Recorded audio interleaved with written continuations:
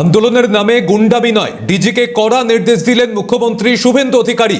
লালবাজারে তৈরি হচ্ছে বিশেষ সেল। মুখ্যমন্ত্রী রেলের সম্পত্তি ভাঙচুর নিয়ে কড়া বার্তা দিয়েছেন বৈঠকে। রেল জ্বালানোর ক্ষতিপূরণ দিতে হবে বার্তা মুখ্যমন্ত্রী শুভেন্দু অধিকারীর।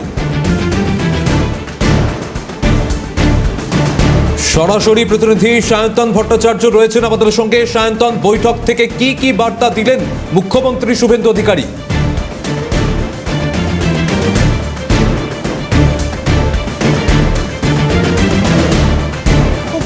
বিষয় যে এতদিন পর্যন্ত রেলের যে বিভিন্ন প্রকল্প হোক বা রেলের যে বিভিন্ন জায়গায় যে ভাঙচুরের মতো ঘটনা ঘটেছে, সেই ঘটনা আর রাজ্য সরকার বরদাস্ত করবে না, সেটা কিন্তু একেবারে বৈঠকে স্পষ্ট করে দিয়েছেন মুখ্যমন্ত্রী শুভেন্দু অধিকারী।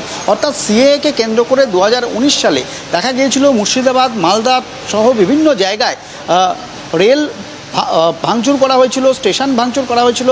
অর্থাৎ একেবারে যে তাণ্ডবের চিত্র দেখা গিয়েছিল, সেটার এবার কিন্তু তদন্ত করতে নির্দেশ দেওয়া হয়েছে এবং ইতিমধ্যেই যিনি ডিজিকে কিন্তু নির্দেশ দেওয়া হয়েছে যে এই ঘটনায় কিন্তু পূর্ণাঙ্গ তদন্ত করতে হবে এবং লালবাজারে কিন্তু এটা নিয়ে স্পেশাল একটা সেল গঠন করা হচ্ছে, যেই সেলের কাজ হবে এতদিন পর্যন্ত রেলের কোন কোন জায়গায় ভাঙচুর হয়েছে এবং সেই ঘটনায় কিন্তু যারা জড়িত ছিলেন তাদেরকে চিহ্নিত করতে হবে এবং প্রয়োজন পড়লে তাদেরকে গ্রেপ্তারও করতে হবে। দেখো, ইতিমধ্যেই আমরা জানি যে রাজ্যের সরকার একটা আইন করেছিল পূর্বতন সরকারের তরফ থেকে।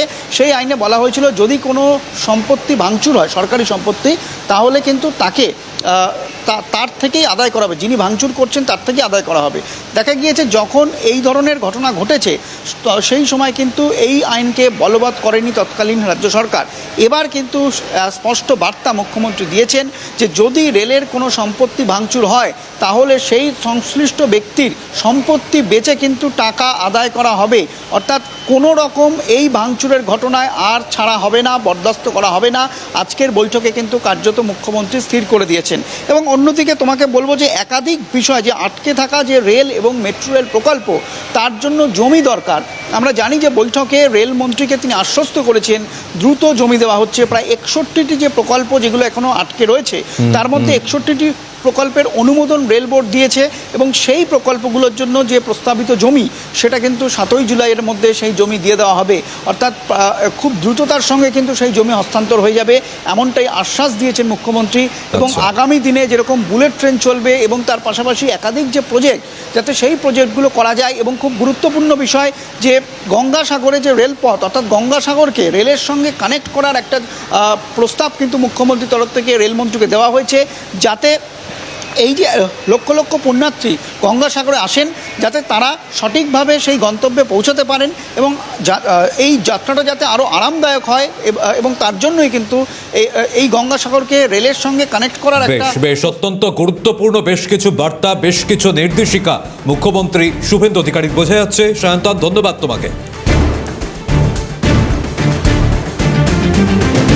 এই মুহূর্তে যে খবরের দিকে আমরা নজর রেখেছি, মুখ্যমন্ত্রী শুভেন্দু অধিকারীর একাধিক বার্তা। তিনি বলেছেন আন্দোলনের নামে গুন্ডামি নয়, ডিজিকে কড়া নির্দেশ দিয়েছেন মুখ্যমন্ত্রী শুভেন্দু অধিকারী। লালবাজারে তৈরি হচ্ছে বিশেষ সেল।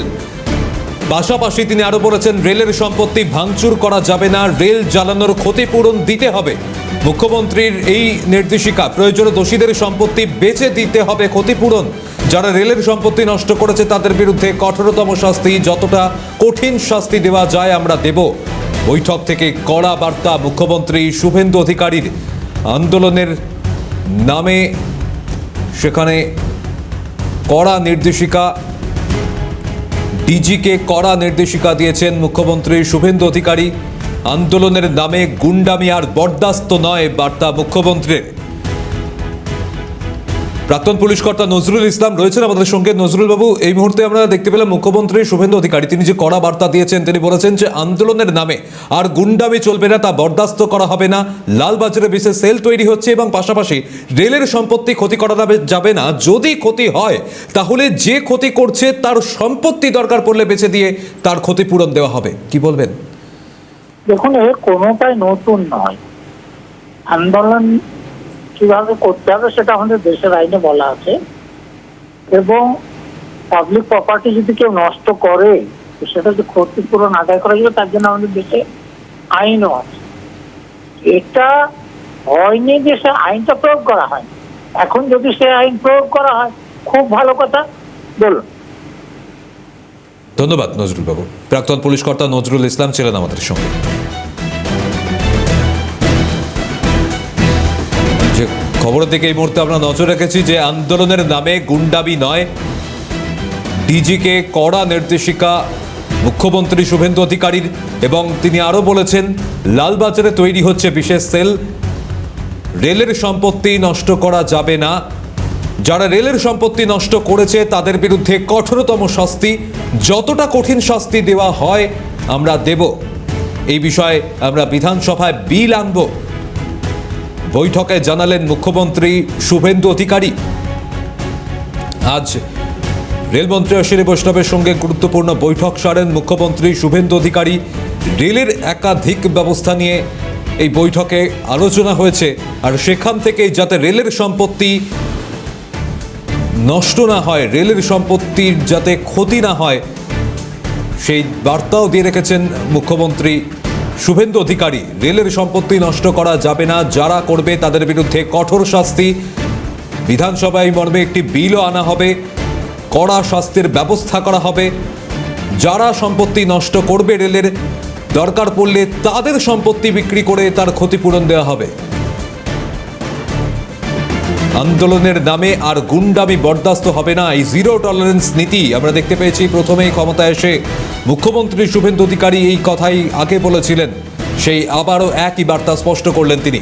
রাজনৈতিক বিশ্লেষক অমিতাভ কাঞ্জিলাল রয়েছেন আমাদের সঙ্গে। অমিতাভ দা, আবারও জিরো টলারেন্স নীতি, সেই বার্তাই স্পষ্ট করে দিলেন মুখ্যমন্ত্রী, কোনোভাবেই আন্দোলনের নামে গুন্ডামি আর বরদাস্ত হবে না বলে দিলেন। কিভাবে দেখছেন বিষয়টিকে? এটাই তো কাম্য হওয়া উচিত। দেখো, একটা ন্যায়ের শাসন যদি, আইনের শাসন যদি প্রতিষ্ঠা করতে হয়, তাহলে প্রথমে যে জিনিসটা সুনিশ্চিত করতে হয় যে সরকারি সম্পত্তি, যা জনগণের সম্পত্তি, সেই সম্পত্তির ওপর বেআইনি দখল করে বসে থাকা যে বিভিন্ন যে স্বার্থ রয়েছে, এইগুলো তাদেরকে সেই স্বার্থের হাত থেকে মুক্ত করা।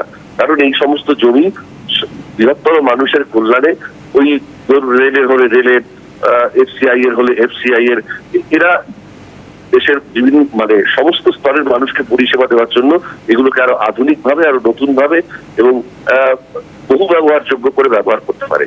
কিন্তু এই যে জমিগুলো দখল হয়ে আছে, কোথাও কোন তৃণমূল নেতার নামে দোকান ভাড়া দেওয়া হয়েছে, গরিব মানুষের কাছ থেকে তোলা হয়, সেখান থেকে কোথাও আমরা দেখেছি ক্লাব ঘর বানিয়ে, কোথাও নানান কর্মকাণ্ড এই সমস্ত জমিগুলো ফেরা হতো। এবং সেই কারণেই কার্যত কিন্তু বাইরে থেকে যে সমস্ত অনুপ্রবেশকারীরা ঢুকছে বাংলাদেশ, এরা অধিকাংশই কিন্তু এই সরকারি জমিগুলোকে দখল করে খুব সহজে বসে পড়েন। অল্প কিছু টাকা এই তৃণমূল নেতাদের হাতে ধরিয়ে দিয়ে, অল্প কিছু ইয়ের বিনিময়ে, উৎকোচের বিনিময়ে এইভাবে এরা ঢুকে পড়েন। সরকারি জমি দখল মুক্ত না করা গেলে কোন দেশে তার যে সামগ্রিক উন্নয়ন এবং নতুন পরিকল্পনাকে কার্যকর করা, সেটা সম্ভব হয় না। আর অল্প। ধন্যবাদ অমিতাভ দা। আমরা কথা বলছিলাম রাজনৈতিক বিশ্লেষক অমিতাভ কাঞ্জিলালের সঙ্গে।